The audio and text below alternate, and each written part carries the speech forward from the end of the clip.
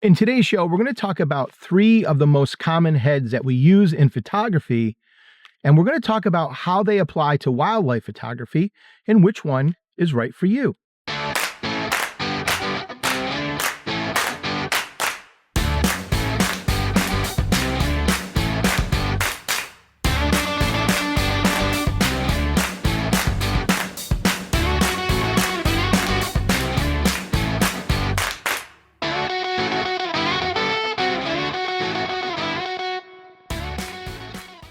Hey everyone, welcome into Magnolia Photography SC. I'm Jeff House, a wildlife photographer in Charleston, South Carolina. And as you can see today, we are out on location.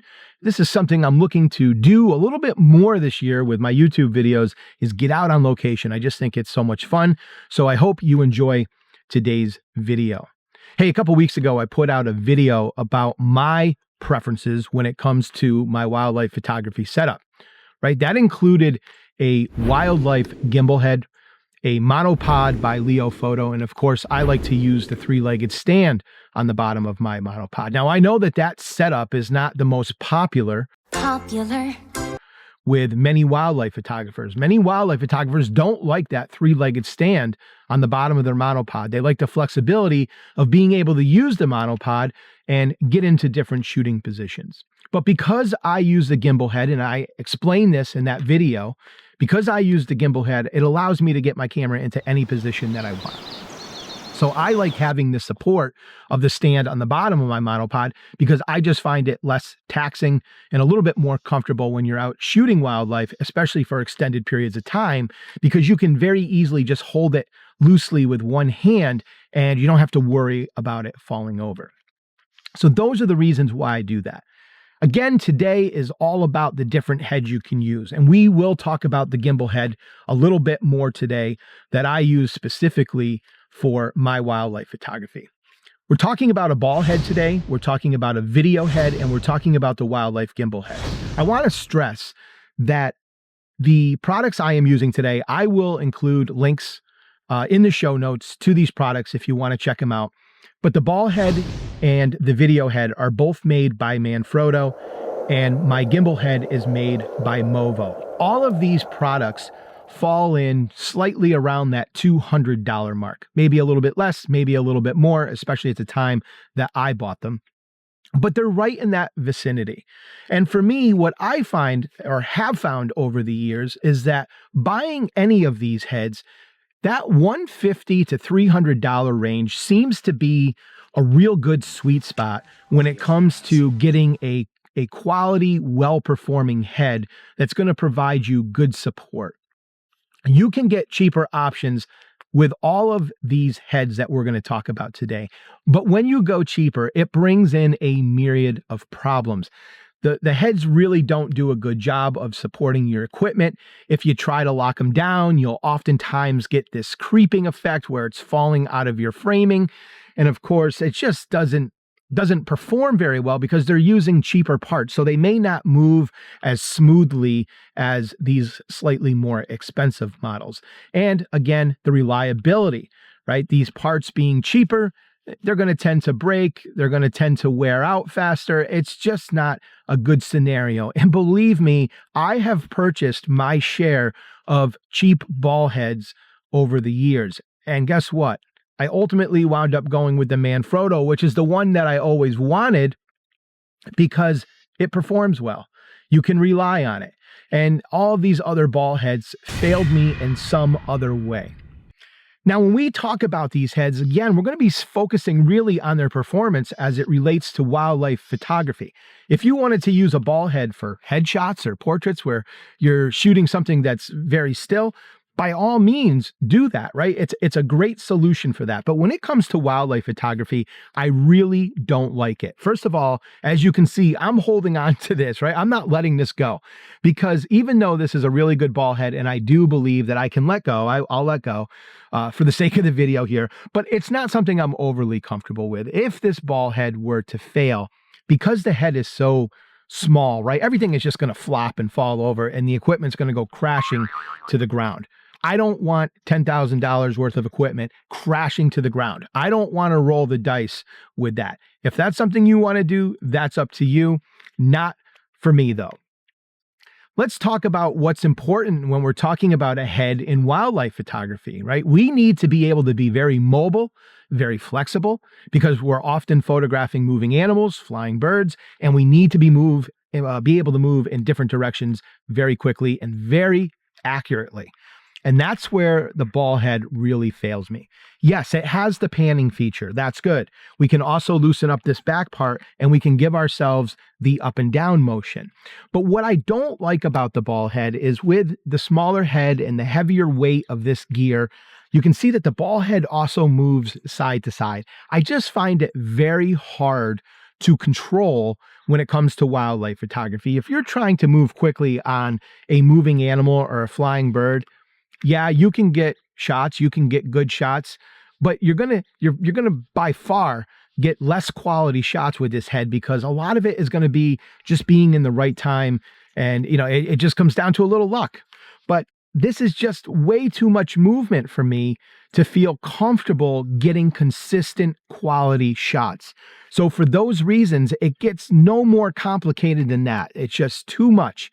So stay away from the ball heads, guys. These are just not the right head when it comes to wildlife photography, and it's going to really cause you to miss a lot of moments and a lot of shots that could be really good. Hey guys, let's talk about the video head now. And again, we're looking at a Manfrotto video head that I have had for many years. And this is a really great video head. And in fact, if you watch any YouTube videos on videography, you will see that a lot of creators are using this exact model here. And again, I'll include it in the show notes for you so you can take a peek at it. But it is a really great video head at a very reasonable price. Let's talk about the features of a video head, just in case you're not familiar with them. First off, you're going to notice this arm sticking out the back of it, right? Very different from the ball head. This, of course, is helping us when we are doing any kind of video and we want to add motion into it, whether we're doing a panning motion or whether we're doing an up and down tilting motion.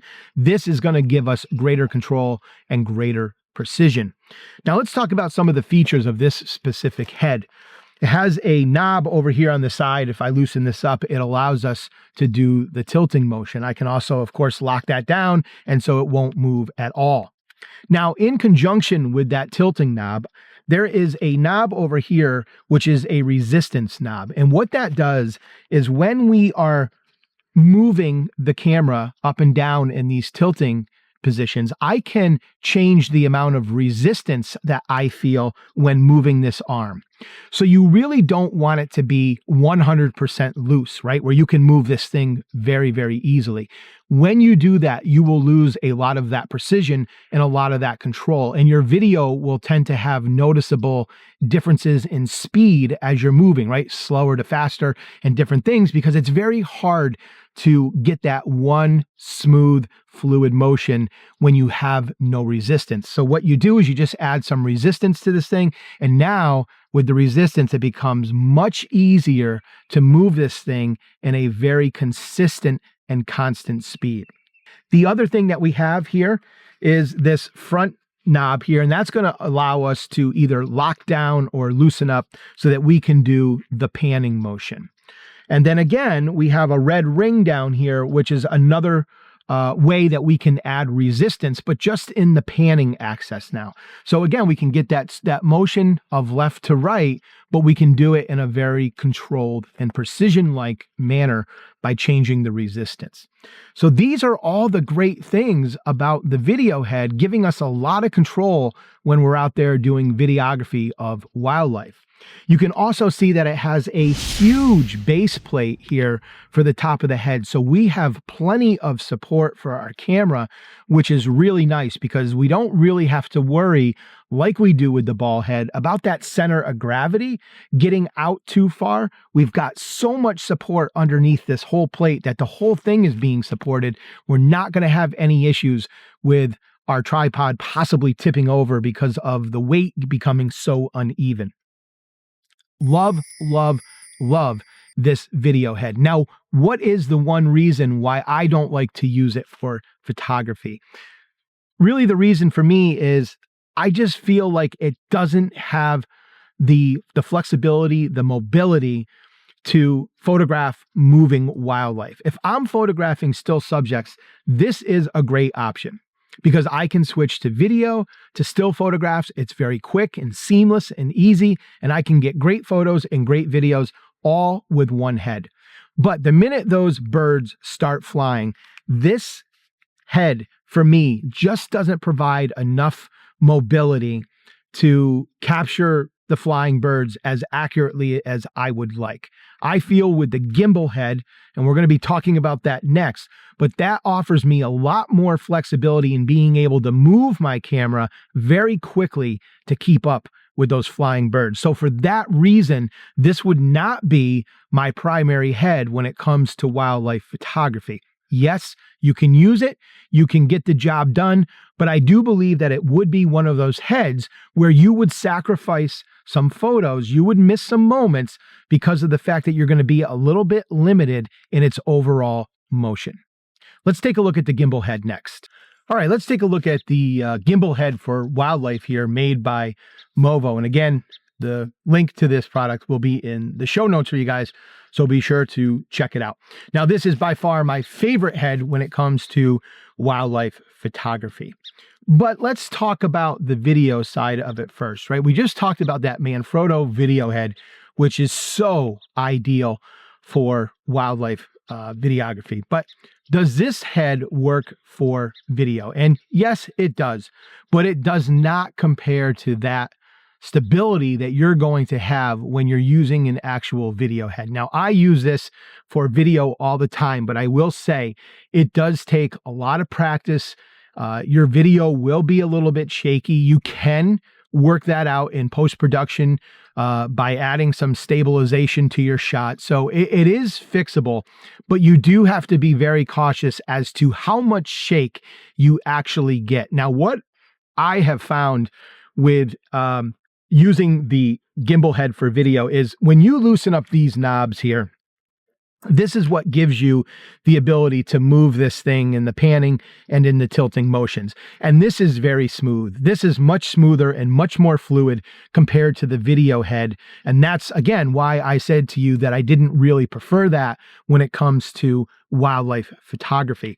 This is just so fluid and so quick, and I can get to whatever I want to photograph when it comes to the flying and moving animals so quickly that just nails it every time.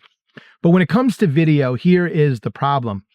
It's really difficult, really difficult to have these knobs loosened up where this will move and also take video, because I promise you, no matter how still you are and how still you think you are, your body always has a little bit of sway, a little bit of motion to it. And this will become very evident in your videos when you get into the post-production phase. You'll be like, wow, I really didn't think I was moving that much. And that has happened to me a lot over the course of using this for video.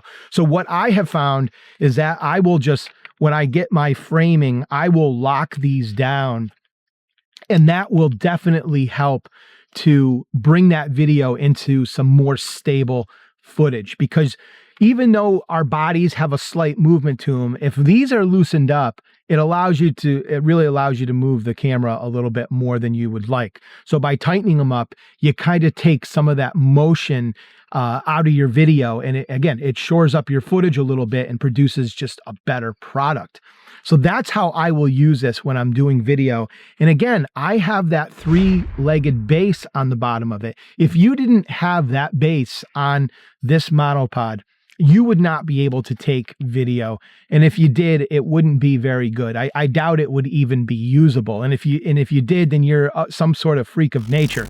But having this 3-legged stand is what gives me just enough support to get video here in certain situations. So it takes a lot of practice with this to get decent video, but I think, you'll find that you can do it in a pinch. It's just not the ideal setup for it.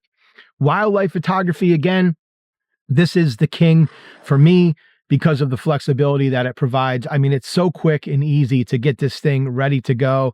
It's just so fluid. And that is the part that makes such a difference in relation to that video head. The fluidity of this thing is just amazing. And as you get more and more expensive with your gimbal heads, that is really where you tend to see a big difference, right? They just tend to be so smooth and so precise, and it just works so well. So this is the option, guys, if you are looking for a head for your wildlife photography. I'm telling you, get a gimbal, try it out, do whatever you need to do. But I think this is one of the things that is well worth your investment.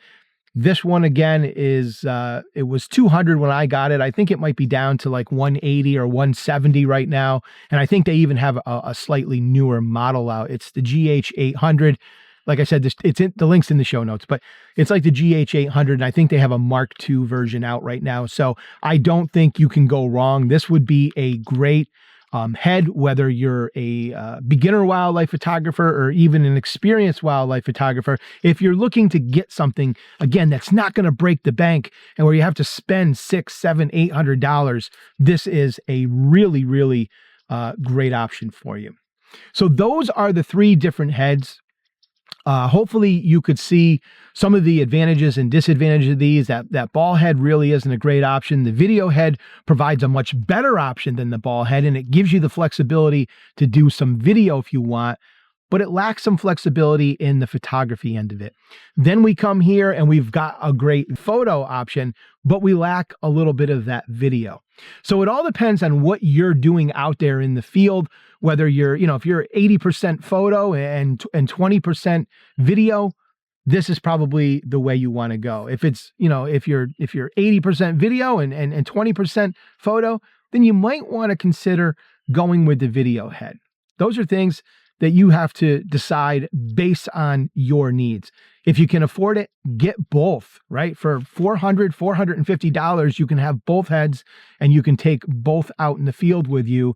And yes, you would have to change them, but it would allow you the flexibility to get high quality video and high quality photos.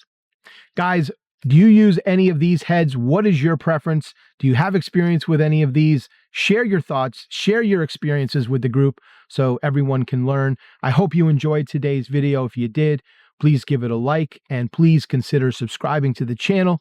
Thank you so much for spending some time with me today. I look forward to seeing all of you in the next video. Until then, best wishes with your wildlife photography and take care.